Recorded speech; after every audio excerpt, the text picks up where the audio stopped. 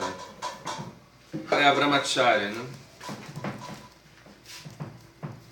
Então, o que o voto de brahmacharya pode ajudar a pessoa? Ou seja, por que se deve tomar voto de brahmacharya?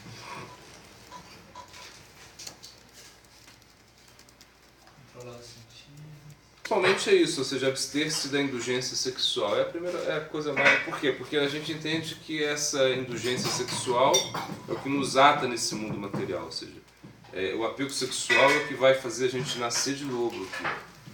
Talvez até na forma animal, né? Porque, por exemplo, se uma pessoa não consegue nem se controlar, ela tem que, às vezes, vir na forma animal mesmo. Porque... para desfrutar assim, de sexo de uma forma mais com mais variedade, podemos dizer assim, com mais frequência, uma coisa assim. Então, principalmente é a indulgência sexual. Isso é, e claro, e o brahmacharya também está sempre estudando o Brahman, ele está como 100% dedicado ao estudo do espírito, né? O estudo do mundo interno, assim, alguma coisa. Também trabalha muita disciplina, né? A prática. Por isso é muito bom ser brahmacharya. Ser monge é uma coisa que todo mundo deveria ser monge, pelo menos por um tempo na vida. Lá como monge, viver como monge. Inclusive, parece que tem, acho que é no Tibete, parece, não sei. Até a Guru Yogananda falou que é obrigatório, né, ser monge, igual o serviço militar. Lá tem serviço monástico obrigatório. O cara fica 1 ano, 2 anos como monge, assim, obrigatório, algo assim.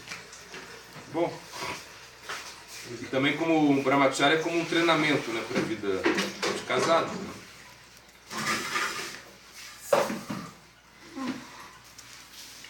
E além disso, um treinamento de brahmacharya vai ajudar a pessoa a controlar mais a mente, né? Que é essa restrição.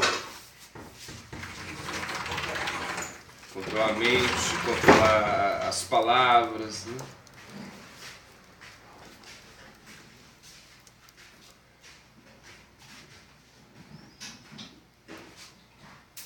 Então,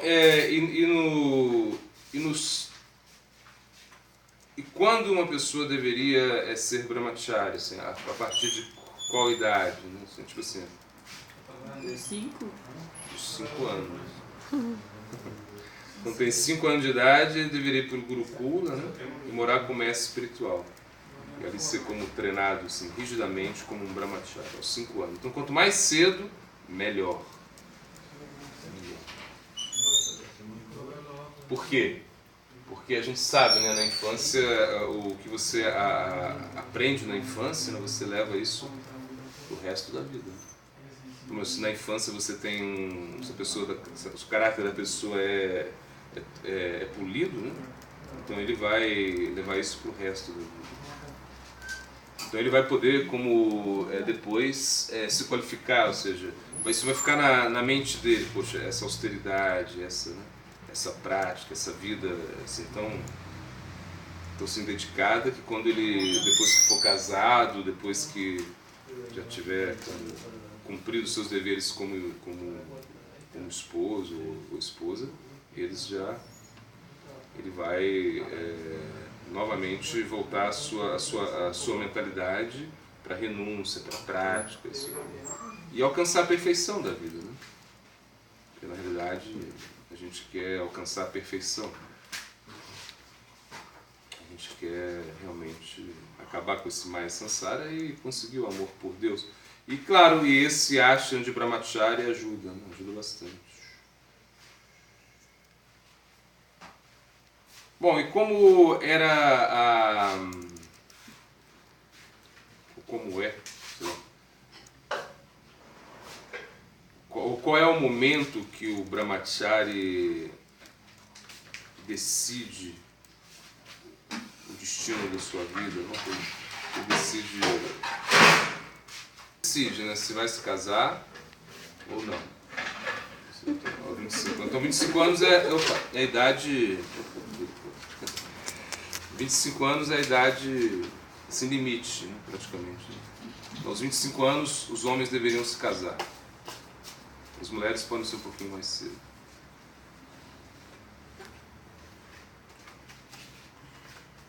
Porque aos 25 anos ele já tem a maturidade, já teve treinamento, né? Então assim, o brahmachari tem que ter treinamento. Então, aos 25 anos ele pensa, será que sigo a vida de renúncia? Ou será que sigo a vida de casado? Aí, você não sabe o que fazer. Mas realmente é um pouquinho complicado, né? Porque é uma decisão muito forte, né? Então você tem dúvida mesmo. Então, assim, mas de maneira geral, as pessoas se casam, né? Geralmente é assim. Mas passou dos 25 anos, então já pode tentar seguir a vida de renúncia. Essa é a ideia. Até os 25 anos você tem a escolha, tem um momento que você vai decidir, né?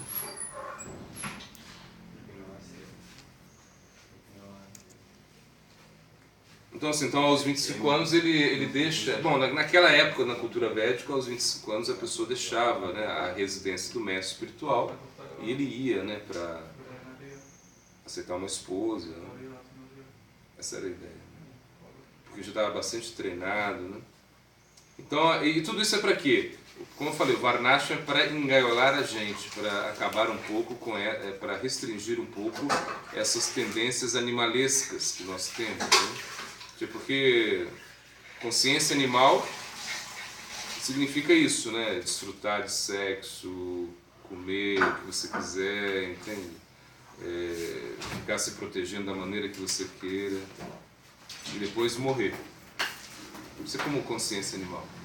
E a consciência espiritual é justamente o contrário, você controlar os sentidos, você sublimar tudo isso e assim, ter o mínimo possível para você sobreviver.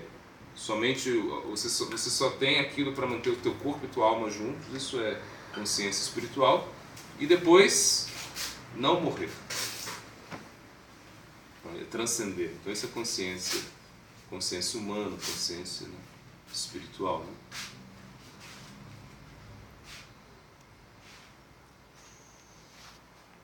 Né? Ver as coisas relacionadas do mundo, assim, como um homem educado, né? Poderiam ver as coisas relacionadas do mundo. Do guru ou do mundo? Do mundo. Né? Então assim, ele vê toda mulher como a sua mãe.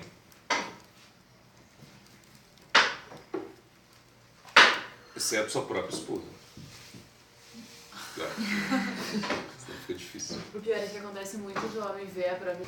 Então, quando o homem vê uma mulher, ele não quer desfrutar da mulher. Ele simplesmente vê ela como a mãe e respeita, né? Essa é a ideia. E a sua esposa é só a sua esposa. Diferente. Bom, a propriedade dos outros ele vê como um lixo. Né? Então, você vê lá uma carteira de dinheiro, isso é um lixo. Olha o lixo, olha só. Difícil.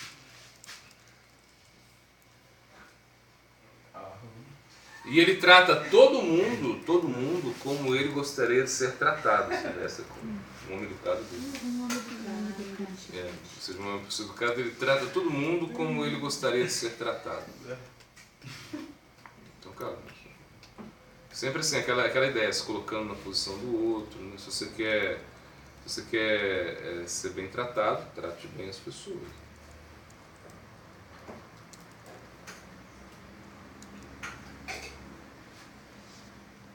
A ética vê o sexo. Né?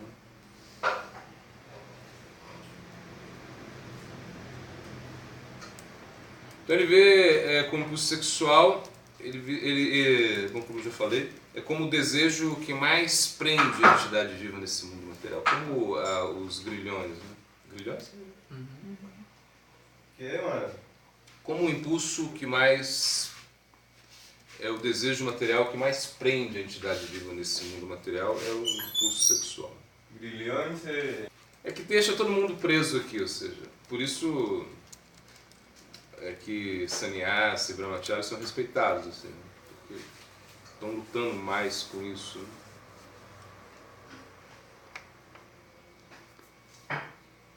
E é justamente por causa do sexo que a pessoa vai retornar a esse mundo material. Então imagina, então você não consegue vencer o Maya Sansara porque tem esse impulso sexual forte. Né? Assim, você não consegue restringir. Por isso, na concepção védica, a restrição sexual é vital. Então, tanto no ashram de Brahmachari, você não faz sexo. No Brahmachari, não pode nem pensar em sexo. Né? Como grihasta, você faz sexo só para ter filhos. Né? Como vanaprastha, você não faz sexo. E como sannyasi, muito menos. Então, O que é o vanaprastha? vanaprastha é aquela ordem onde você, antes de tomar, quando você está casado, e aí você abandona os filhos, né? Então o homem e a mulher abandonam os filhos e vai para a floresta, vai para o templo, agora hoje em dia no templo, e vão praticar austeridade os dois, mas não vão cuidar mais dos filhos. Né? Então a gente vê que a cultura védica é muito restrita a esse aspecto, né? Ao aspecto sexual. E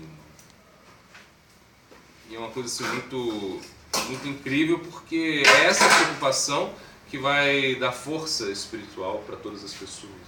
Então, se uma pessoa quer desfrutar sexualmente, ela, como eu digo, né, isso é incrementar a consciência animal. Né? Então a gente tem que incrementar a consciência humana. O corpo humano significa que você pode se liberar, né, do Maya Sansara. Essa é a diferença. Inclusive, por exemplo, nos planetas celestiais existe muito apego sexual também. As pessoas querem ir aos planetas celestiais, mas com esse desejo, assim, mas é um desejo sexual, assim, muito forte. Você imagina lá, você vai desfrutar de sexo a vida toda. Né? A princípio é isso, né? É isso. Assim. Lá as mulheres são lindas, né? Mas mesmo esses yogas assim, tipo... Não, os yogas são diferentes. Não, mas esses yogas Por exemplo, que buscam o swarga, é por isso, porque querem ter prazer sexual, assim, limitado. Né? Que doido. Ou seja, então imagina, você nunca vai ficar velho. Nunca vai ficar doente. A mulher vai ficar grávida uma vez na vida só. E ela nem sofre todo aquele Não negócio. só os sintomas da gravidez, tudo. Imagina, Eu tô essa temporada. temporal. A Brahmavana Lokaha Purnavartno. Ou seja, Krishna fala, tudo isso é temporal. Você, mesmo no planeta Senhor Brahma, você tem que nascer de novo. Então por isso é uma loucura você querer ir para o planeta celestiais. Né? Então, o planeta celestial desfruta muito, e no final tem que voltar para cá. E do planeta celestial a pessoa pode... As atividades piedosas dela, acabou tudo, ela pode diretamente ir para um planeta inferno. Geralmente vem para o Burloka, assim, para os planetas intermediários. É tipo assim, acabou todo o teu punha, esgotou todos os teus méritos, agora você tem que sofrer.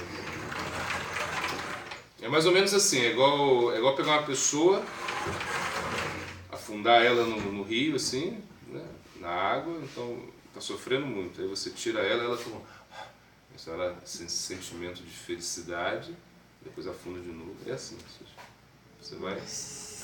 É tipo a dualidade que não existe só aqui, existe em todos esses planetas materiais. Todos os planetas materiais existe dualidade. Só que assim, por exemplo, lá a capacidade de desfrutar é muito maior, né? É igual, por exemplo, sei lá, se você nasce numa condição assim, se você tem dinheiro, tem educação, né? Você vai poder desfrutar um pouco mais, né, das pessoas que não têm isso, talvez. Né? Mas isso não adianta porque traz você ao Maya Sansara de novo. Então não adianta querer... Então, por exemplo, os Gyanis, eles já são diferentes, eles não querem isso. Né? Os Gyanis, eles querem o quê? O Brahman. Né? Eles querem parar de sofrer, eles não querem nem desfrutar e nem sofrer. Querem não fazer nada. Ficar lá, dormir sem sonhar. Essa ida que eles encontram. E a greve, né? Greve. Não quero trabalhar porque o patrão não serve, tipo assim. Tem uma exploração, e aí então não vou trabalhar. Então, os Gyanis, eles não querem nenhum movimento. O Gyani não quer nenhum movimento. Ele quer o quê? Conhecimento e renúncia, não é movimento nenhum. Já o Karma, Marga, que é muito movimento, né? Muito sacrifício, muito atividade penosa, e vamos aumentar o nosso karma. Chegou lá, desfrutamos muito, voltamos aqui de novo, assim vai. Maharaji, por que no Bhagavad Gita quando fala? Trouxe assim, mas não é assim. É que ele quis trazer assim, de certa maneira,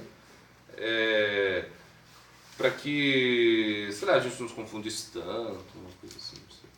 Mas se você for ver os outros comentários, né, do Bhagavad Gita, você vai ver que o Bhagavad Gita tem karma, no Bhagavad Gita nem tudo é Bhakti, né? Tem karma e tem Jnana. Eu lembro que o senhor falava isso, mas eu não consigo entender. Prabhupada, né? Ele leva tudo pro Bhakti, assim, tudo pro Bhakti. Foi como a ênfase que ele deu, né? Nesse momento, né? Mas quando você vê outros comentários de outros acharyas, você vai ver que karma e Jnana são bem diferentes assim, do Bhakti. Né? E no Bhagavad Gita trata de karma, trata de Jnana, né? E não é... De certo sentido, você pode até relacionar tudo com Bhakti, sim, poderia. Mas de uma forma assim, mais técnica, muitos versos que tem no Bhagavad Gita, isso é puro Jnana, puro karma. E qual o comentário que o senhor... Maravilhoso pra gente, eu acho, que ele traz muitos conceitos assim, bons assim, para o Ocidente também. E porque o Bhagavad Gita de Prabhupada ele está mais centrado no que? Assim, ele estabelece Krishna como a suprema personalidade de Deus, assim, é como uma coisa assim, muito forte que toda hora ele está falando. E ele também vai estabelecer o Bhagavad Gita como Bhakti, como o ponto central, assim, algo assim. E não dá margem para outras coisas mais, né, de certa maneira. Por exemplo, a gente leu o Bhagavad Gita de Vishwanath Thakur, né? Comentário de Bhaktivinoda Thakur, isso aqui é diferente, assim. O conceito que eles trazem é diferente. Né? Ele explica bem o Jnana e o Karma. Explica de forma diferente. Esse Bhagavad Gita que a gente estuda lá nas aulas, né, que a gente já estudou bastante, ele trata de maneira diferente. Você vê que ele faz a diferença, né, entre Jnana e Karma. É bem diferente. Sexual, mas eles têm como a concepção que Vishnu, né, é o Supremo, né? Eles adoram Vishnu, adoram, né? Assim como tem eles ficam assim invejosos quando um devoto está praticando vida espiritual, né? Porque eles pensam, poxa, o cara vai conseguir ir para Vrindavan, no Goloka Vrindavan, eu estou aqui, né? Tipo assim, por isso que a gente fala, né, que os semideuses, eles dessa inveja, eles vêm prejudicar os devotos, né? Então, bem rendidos, né? Vem assim na forma assim, de muitos obstáculos, né? Então por isso que é diferente, né, o conceito de um Swarga e o conceito de um Patala, né? O Patala é um local onde, claro, é diferente, por quê? Porque no Swarga você tem uma concepção superior da bondade, assim, como, né, de entender que Vishnu é o Supremo. Agora no Patala é uma bagunça. Assim. Agora os infernos são os infernos sutis, né? Que a gente tem. E que a pessoa ela é punida, né? Por Jama. Aí são os infernos. Aí tem no Bhagavad tem a descrição dos infernos. Então Patala é uma coisa e inferno. E a alma está junto. Eles levam você para esses infernos, né? São como locais onde você vai sofrer muito no plano sutil. É como se tivesse sonhos assim muito ruins, é mais ou menos isso. Né? Então por algum tempo você está ali, né? Sendo, sei lá, você mata mosquito, tipo assim, você mata os mosquitos assim, aí eles ficam lá, um monte de coisa te picando, tipo assim, uma coisa assim. Para tudo tem uma reação assim, para as atividades pecaminosas que a gente fez. Isso é uma reação. Divyagana Hridaya Prokrashito, ou seja, que ele vai te iluminar, né? ele vai iluminar você, né? Chakodhan de Lodaya, Jama para você, ou seja, ele vai estar sempre te iluminando, assim. Sempre você vai ter o contato com o Guru, mesmo nas outras vidas, né? Porque, por exemplo, o Guru vai para o mundo espiritual, não é isso? E você não vai, tipo, pode acontecer que você não vai. E aí como fica isso, né? Aí você encontra o teu guru em outra vida, Pode ser em planeta celestial, pode ser um patala também pode, mas é mais provável que nos burlocas, nesses planetas terrenais, assim, intermediários, você encontre o teu guru, né? Assim, de novo, não a pessoa, porque o guru não é uma pessoa, né? O guru é um princípio. Então você fica apegado ao princípio do seu guru e aí você segue esse princípio na próxima vida, né? Que é como a prática, o estudo, o serviço, bom. E você, de certa maneira, você recebe outro guru para que você possa continuar o seu processo, aonde você esteja. Só que não é esse guru que você tinha aqui. Esse já era. Então isso pode acontecer mais, por exemplo. Yoga. Mas se você não pratica de maneira correta, se você não leva a coisa a séria, não vai funcionar. Você pode ter um corpo de fantasma. Tem muitos devotos que tomam. O fantasma é pior do que ser animal, né? De certa maneira. O que vai definir as práticas, se você segue as instruções, se você se regula. É entender que a forma humana é muito rara, né? É mais fácil você estar na forma animal do que na forma humana. Forma animal, 8 milhões de formas animais, plantas, aquáticas, terrestres. E forma humana, 400 mil. Então, de certa maneira, é muito mais fácil você ter um corpo animal, um corpo de uma planta, sei lá, do que um corpo humano na próxima vida. Assim, tipo assim, a probabilidade é maior, né? Então, por isso que se fala, se você tem um corpo humano, agora tem que aproveitar. Aproveita o corpo humano agora, porque na próxima vida não tem nada garantido, ainda que você seja devoto. Então, mas por que Krishna pode ser uma oito? Bharata Maharaj, ele caiu, assim, nasceu como um veado. E aí ele, o que acontecia? Como animal, ele já não queria fazer as coisas que os animais faziam, ele ficou perto dos sábios escutando, né? Então de repente, sei lá, o gato aqui, né? Que doido, né? Que é uma coisa assim, ou seja, um gato que nasce na família de um devoto, um cachorro assim muito querido pelos devotos, pode acontecer. Vamos lá em Lima, a gente estava lá, era incrível.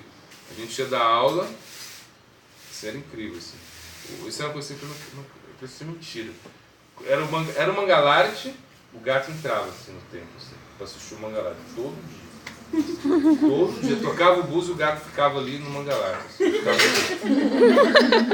aí acabava o Mangalarti e ele sumia. De repente começava a aula, o gato aparecia. Não saía. Não saía. Você tirava, não saía, ficava. Assim, essa desse como deu volta não. Quer dizer, então tudo para. E claro, uma vida animal é muito rápido. Tal, você volta, continua onde você parou. E se você tiver que pagar alguma reação, você pode nascer como um animal, entende? Você nasce como animal, depois volta como um homem, um ser humano e continua o processo.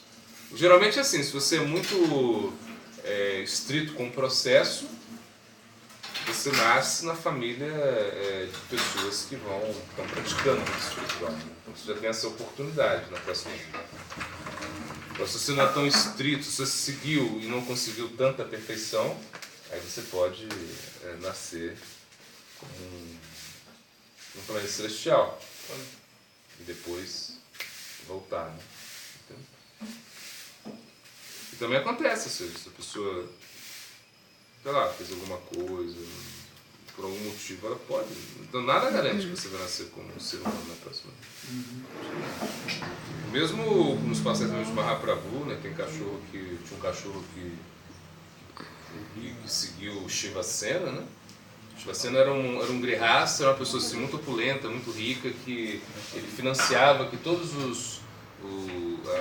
os devotos fossem de Bengala para Jagannatha Puri, né? Todo ano ele levava as pessoas. E teve um ano que um cachorro seguiu ele. E ele foi que levou no cachorro. Aí o cachorro, ele atravessava o rio, né, no barco com o cachorro, ele pagava o cachorro, ele assim ia. E aí quando chegou em Jagannatha Puri, o cachorro sumiu, então ele ficou muito preocupado, né? Ele queria cuidar do cachorro. Aí mandou os seus empregados procurar um cachorro, ninguém achava. Aí quando ele foi lá, ele encontrou o cachorro com uma Mahaprabhu. O cachorro estava cantando Hare Krishna. não dá pra saber. Para Maharaj tem uma história que tem um pássaro que não é um papagaio, é tipo um, sei lá, é um pássaro assim, normal. E ele canta Hare Krishna. Ele canta. E não era para cantar nada, porque não é nem um papagaio, não é nada. O pássaro assim vive cantando Hare Krishna. Mas tipo, um pássaro Não canta com pureza, a gente não canta do coração, a gente não canta realmente com verdadeira emoção espiritual. O nosso canto ainda não é um canto espiritual. É uma coisa muito material ainda, né? Imagina, não é porque você cantou, está cantando, ainda o santo nome não desceu no seu coração. Mas ele está agindo já? Não, todo Guru Parampara você tem, né? Essa energia de Krishna que pode chegar a qualquer momento, entendeu? A qualquer momento pode chegar a energia de Krishna. Swarupa Shakti pode realmente, ela já está, assim, ela está agindo, mas ela não está ainda aí instalada, né? Mas está aí, está essa coisa em potencial. Mas como tem uma forma... Mas nenhum contato com a matéria, aí você, poxa, está agindo. Quando você começa a desenvolver tolerância, humildade, né? Você vê, está agindo. Humildade significa o quê? Você não tem nenhum desejo de desfrute, né? Então, assim, por isso que o Mahaprabhu falou, por isso ele falou isso, ele falou, você só vai poder cantar o santo nome de forma constante se você for humilde, tolerante, respeitar todo mundo e não ter respeito por você. Até lá, você... É algo assim. Existe um potencial, você canta, né? Está chamando, mas ainda não chegou, né? O Krishna ainda não desceu. É igual, por exemplo, igual eu conto. Uma vez a gente viu, estava passando na rua, a gente viu fazendo sangue, aí viu uma placa assim, né? Cuidado com o papagaio. Eu achei muito estranho, falei, como cuidado? Aí depois aí eu entendi, aí eu fui lá, perguntei pra moça, a moça estava lá, falei, por que cuidado? Ela falou, não, porque olha, quer ver? Aí o papagaio vinha e chamava o cachorro, sabe? Assim fazia, o cachorro vinha um cachorro. Então, cuidado com o papagaio. Né? Cuidado com o cachorro, Do teu canto tem um Guru Parampara, tem a Swarupa Shakti de Krishna, tem tudo isso, né? Mas você não tem nada, o que o papagaio vai fazer com você? Nada. O cachorro pode.